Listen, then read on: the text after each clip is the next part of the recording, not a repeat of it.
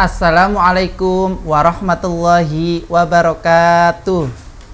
Anak-anakku kelas 41, kelas 42, dan kelas 43 MI Tarbiyatus Syarifah. Bagaimana kabar kalian anak-anak hari ini? Pak Ari berharap semoga kalian beserta keluarga selalu dalam keadaan sehat walafiat. Hari ini jumpa lagi dengan Pak Ari di video pembelajaran online, yang mana Pak Ari akan menjelaskan materi yang ada di tema 9 subtema 1 mata pelajaran IPA. Tapi seperti biasa anak-anak, marilah kita awali kegiatan pembelajaran daring pada hari ini dengan membaca basmalah. Semoga ketika kalian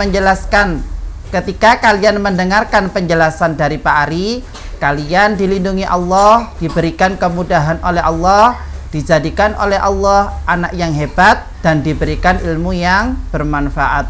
Baca basmalah. Bismillahirrahmanirrahim. Baik, anak-anakku kelas 4 MI Tarbiyatus Syarifah, seperti yang Pak Ari katakan tadi, pada kesempatan kali ini kalian akan belajar mata pelajaran IPA yang ada di tema 9, Kayanya Negeriku, subtema 1, Kekayaan Sumber Energi di Indonesia. Kalian perhatikan layar yang ada di depan kalian.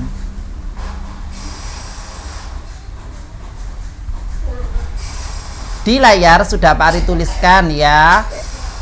Di subtema 1 kita akan belajar tentang kekayaan sumber energi yang ada di Indonesia. Untuk yang pertama, perlu kalian ketahui anak-anak, apa itu energi ya? Energi adalah kemampuan untuk melakukan kerja atau usaha. Mari ulangi, energi adalah kemampuan untuk melakukan kerja atau usaha. Berikutnya, sumber energi. Apa itu sumber energi? Sumber energi adalah segala sesuatu yang dapat menghasilkan energi.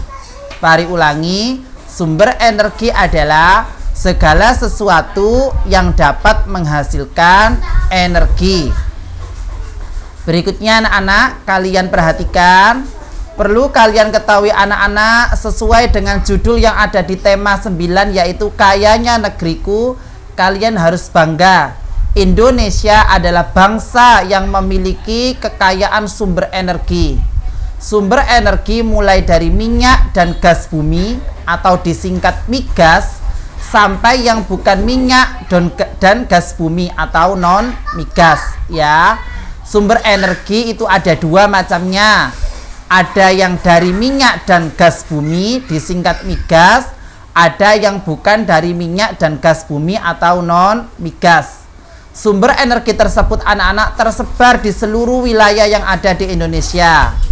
Sehingga dengan adanya banyak sumber energi, kita harus bijak dalam memanfaatkannya, karena sumber energi akan berpengaruh dengan kesejahteraan rakyat Indonesia.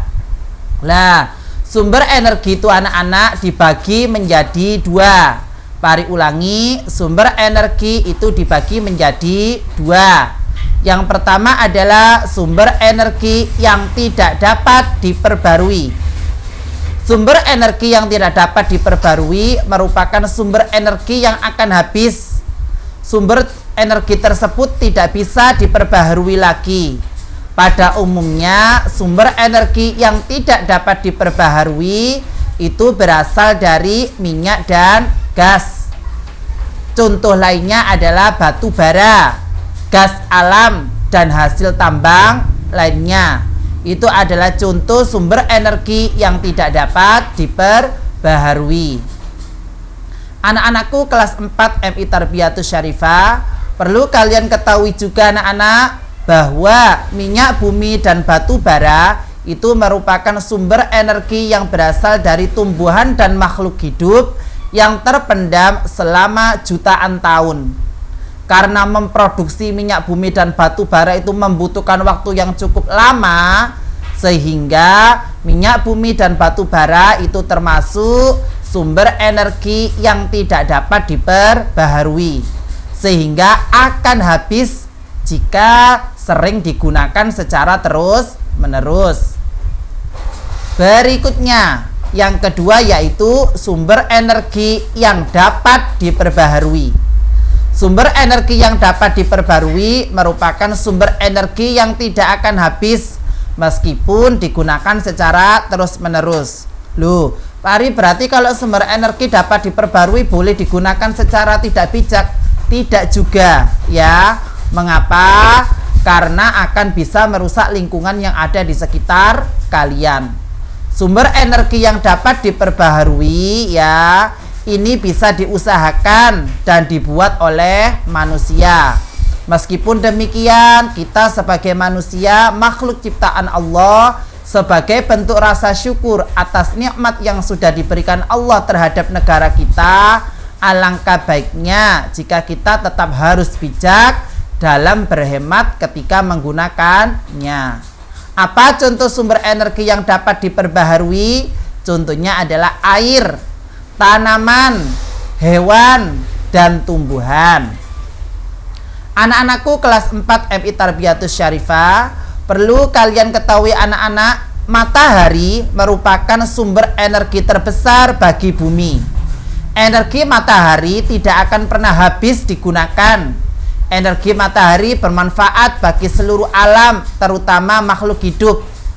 Kegiatan ini akan memudahkan memahami manfaat energi matahari bagi kehidupan manusia. Silakan kalian perhatikan layar, ya. Ini sudah Pak Ari buatkan peta konsep manfaat energi bagi kehidupan manusia. Manfaat energi matahari bagi manusia, ini panah yang atas. Apa manfaat energi matahari bagi manusia? 1. Mengeringkan pakaian. Yang kedua, sebagai PLTS. Apa itu PLTS? Pembangkit listrik tenaga surya. Yang ketiga, membantu petani garam. Yang keempat, mengeringkan gabah. Dan yang kelima adalah sumber vitamin D. Terutama pada kondisi pandemi seperti ini, anak-anak, silakan setiap pagi kalian berjemur, karena sinar matahari pagi itu mengandung vitamin B yang bagus bagi kesehatan kalian. Manfaat energi selanjutnya bagi alam, berarti panah yang bawah, kalian perhatikan, itu sudah Pak Ari tunjukkan, ya. Manfaat energi matahari bagi alam adalah 1. Menerangi bumi sebagai pusat tata surya, sebagai sumber energi, mengeringkan tanah, membantu terjadinya siklus air. Manfaat energi matahari selanjutnya yaitu bagi hewan. Panah atas yang sebelah kanan. Yang pertama, menghangatkan tubuh hewan. Yang kedua, membantu penyerapan kalsium. Yang ketiga, untuk pertumbuhan hewan. Yang keempat, membantu proses pencernaan. Dan yang kelima, mengeringkan bulu atau rambut hewan setelah mandi atau berkubang, ya. Yang terakhir, manfaat energi matahari bagi tumbuhan adalah 1. Membantu proses fotosintesis. Masih ingat anak-anak apa itu fotosintesis? Fotosintesis adalah proses membuat makanan sendiri pada tumbuhan dengan bantuan matahari. Yang kedua, mengaktifkan klorofil. Yang ketiga, menjaga temperatur tumbuhan. Yang keempat, membantu pertumbuhan bunga dan daun. Dan yang terakhir, menghilangkan air. Maksudnya menghilangkan air di sini adalah pada tumbuhan teratai, sehingga tumbuhan teratai meskipun dia tinggal di air, tumbuhan teratai tidak busuk.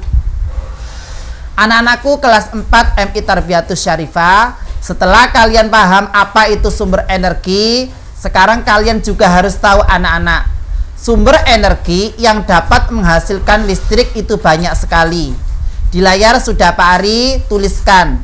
Yang pertama ada matahari, yang kedua ada air, yang ketiga ada angin, yang keempat ada panas bumi, yang kelima ada nuklir, dan yang keenam ada biomasa. Pada pembelajaran kali ini yang kita bahas adalah air, ya. Mengapa kalian harus bijak dalam penggunaan energi listrik? Perlu kalian ketahui anak-anak, energi listrik ini adalah energi yang paling banyak digunakan oleh manusia dalam kehidupan sehari-hari. Mengapa kita harus bijak menggunakannya? Mengapa kita harus berhemat menggunakannya? Karena sumber energi listrik tersebut akan habis. Karena sumber energi listrik itu hampir rata-rata berasal dari sumber energi yang tidak dapat diperbaharui, sehingga apabila digunakan terus-menerus akan habis. Lah, sumber energi listrik itu bisa memanfaatkan aliran waduk, ya. Waduk digunakan untuk menampung air.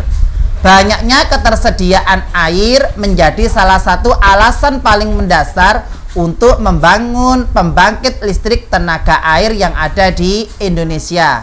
Jadi di Indonesia ini nak banyak sekali ketersediaan air, ya.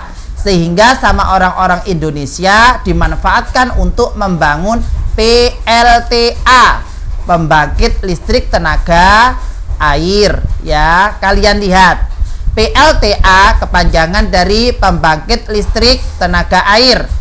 Arus air dimanfaatkan untuk memutar kincir air atau turbin, sehingga turbin yang dihubungkan dengan generator akan menghasilkan listrik.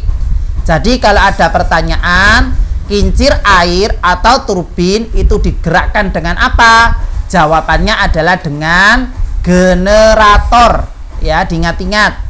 Lah, di layar sudah Pak Ari tuliskan beberapa contoh PLTA, pembangkit listrik tenaga air yang ada di Indonesia. Yang pertama adalah PLTA Karangkates yang ada di Jawa Timur. Yang kedua ada PLTA Jatiluhur yang ada di Jawa Barat. Yang ketiga ada PLTA Gajah Mungkur yang ada di Jawa Tengah. Anak-anak coba sesekali kalau kalian rekreasi jangan hanya ke kebun binatang. Coba sekali-kali kalian melihat, ya, datang ke PLTA agar kalian tahu bagaimana aliran air bisa menjadi sumber energi listrik. Baik anak-anakku kelas 4 MI Tarbiyatus Syarifah, sekian penjelasan dari Pak Ari. Semoga kalian dijadikan oleh Allah anak yang pandai, anak yang pintar, anak yang paham dengan penjelasan yang Pak Ari sampaikan. Jaga kesehatan selalu berdoa, rajin belajar, tetap semangat. Terima kasih. Pak Ari akhiri. Wassalamualaikum warahmatullahi wabarakatuh.